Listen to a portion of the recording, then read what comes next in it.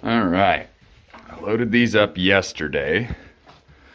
These are 73 grain ELD match 223, loaded to 5.56 NATO pressures. I've got a 5.56 chambered rifle, so plenty safe.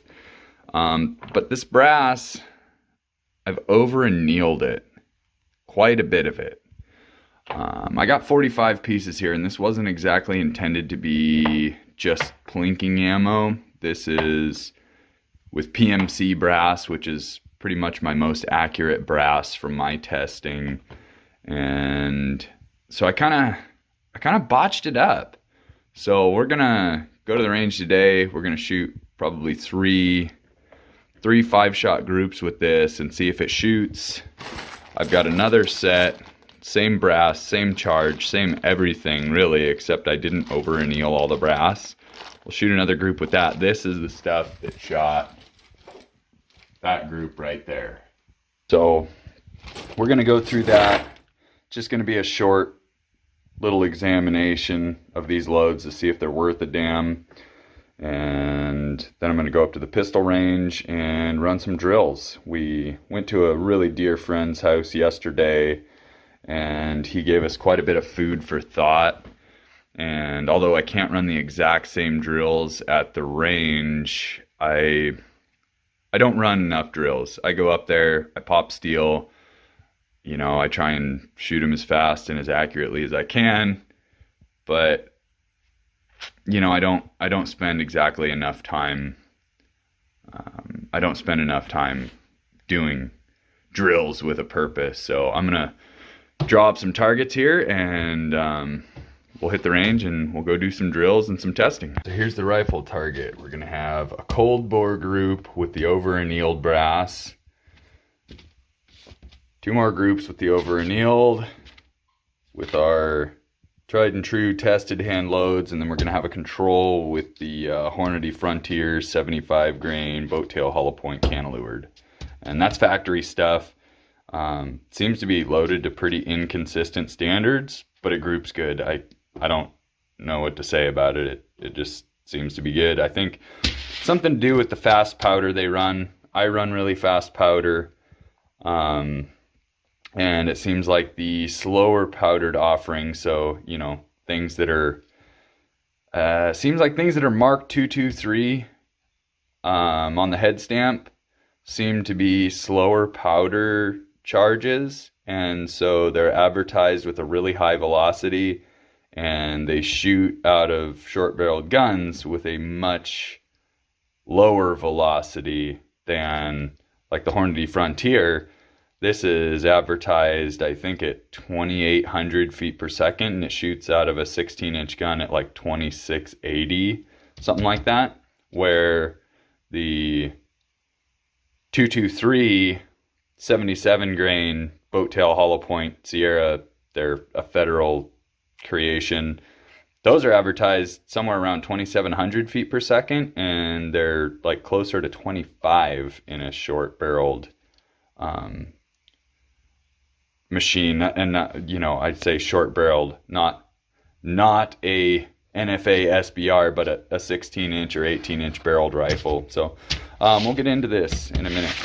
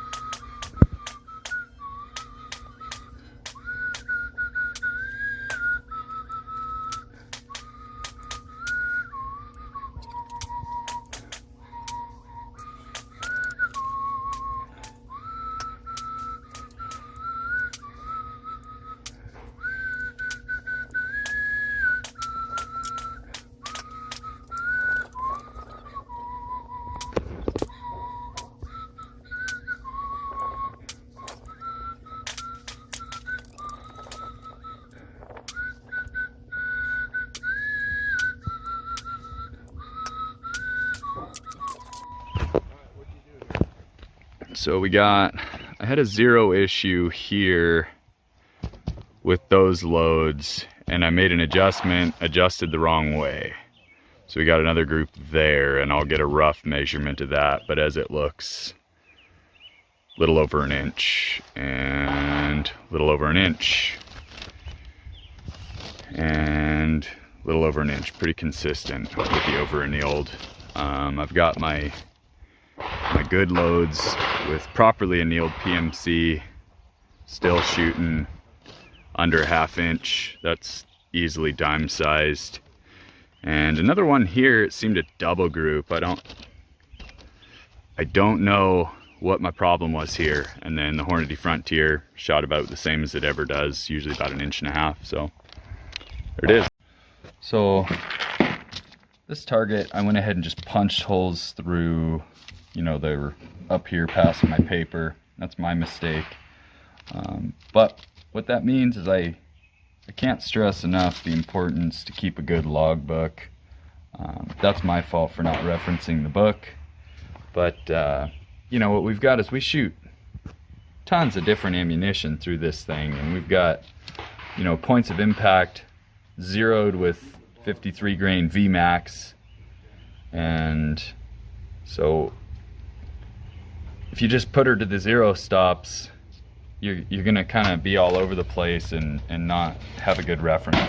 So we're pretty much back to 0 with my hand loads here, and so what we're gonna do is just make a note of it. And so that's dead on 0 for range, and 2 minutes. 2 minutes to the right for windage. So we're gonna write that down. In case anybody forgot, it's still the Pacific Northwest, and it still does Pacific Northwest stuff in the middle of summer.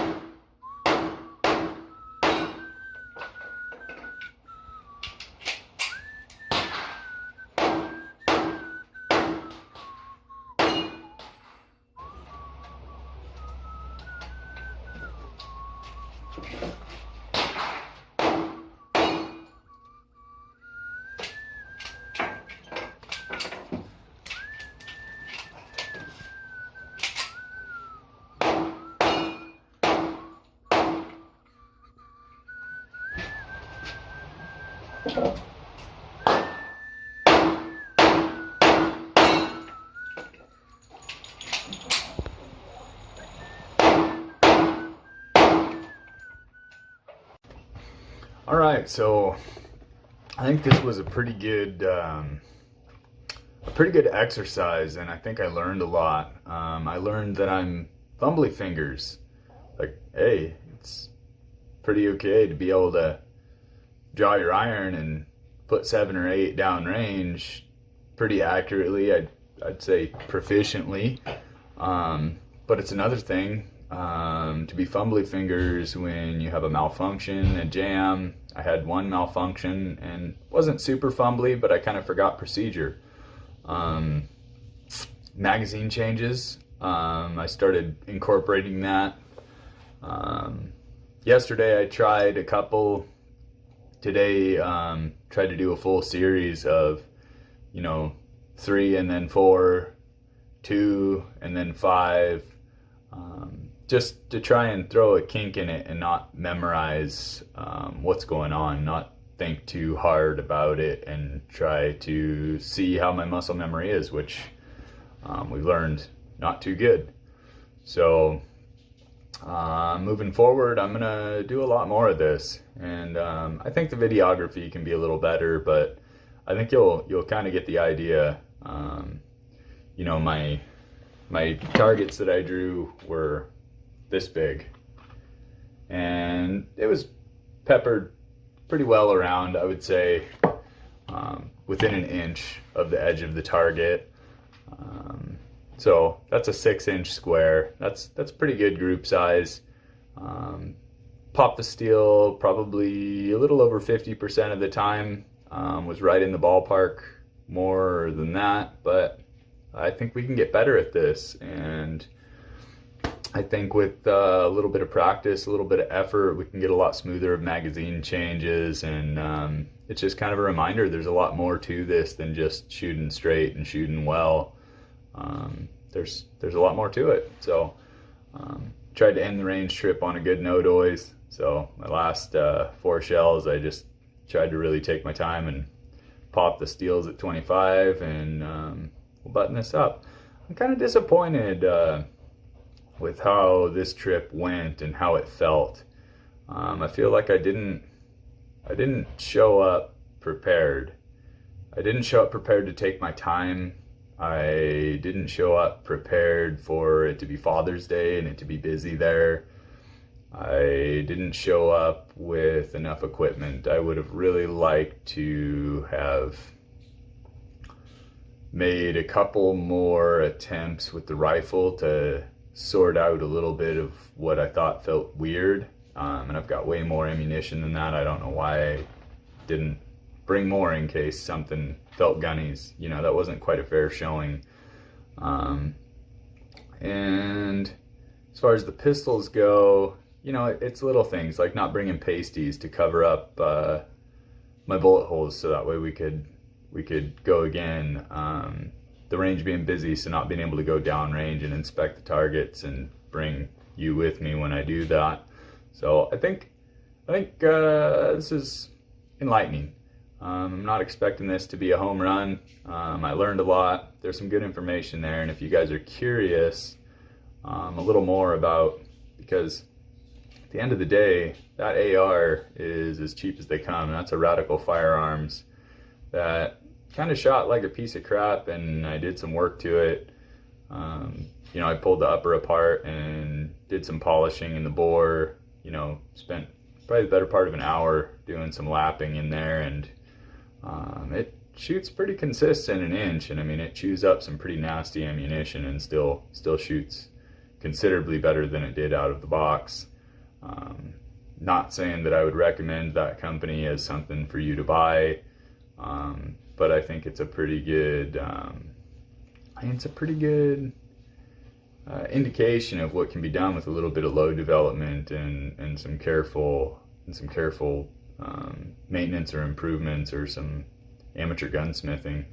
So we're gonna go ahead and shut her off here. I don't want to get too crazy with a long talk, but definitely wanted to express that I'm a little disappointed with today's trip, and we're gonna see what we can't do. We'll hit it again next weekend. I mean, this is pretty much an every weekend thing for me, and so it doesn't add a whole lot of effort to the process to set up a video camera and spend an hour or two editing a video, and we'll see if we can't get a little better. So all right.